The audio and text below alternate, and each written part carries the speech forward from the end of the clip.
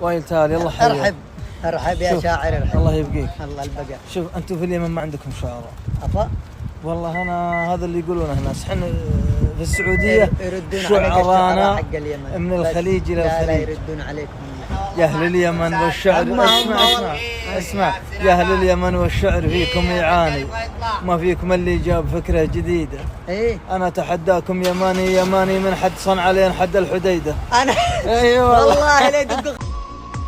أقول بيتين جت من راس شاعر أناني، تسخر من أفكار حروف القصيدة، قريت دون أربط حزام الأماني، هاجس يتحدى الدروب العنيدة، له سبح يقلب كنوز المعاني، ويصيد صيده من مسافة بعيدة، مرة تشيد مفرداته مباني، وأحيانا تتحول عواصف شديدة، يقدر أهل الطيب قاصي وداني، ويقدس الخوة وصون العقيدة، ما دمت مسؤول ولساني حصاني لا يمكن أنطق غير كلمة مفيدة، ما دمت مسؤول ولساني حصاني لا يمكن أنطق غير كلمة سديدة، وارتاح للمبدع سعودي عماني، وتابعه في صفحته والجريدة، كل العرب دوم اعتبرهم خواني، وافخر بشاعر جاب صيغة فريدة، واقول للي منها النقد جاني، بل هون يجاه الرموز السعيدة، لا انت ولا مثلك بيلقى مكاني، والشعرنا بنكه وحرفي رصيده، ومعلقاتي في جبين الزماني، والوزن والإبداع أنا سيد سيده، شاعر يماني وفخرني يماني، في كل شطر ابنيه جملة مفيدة،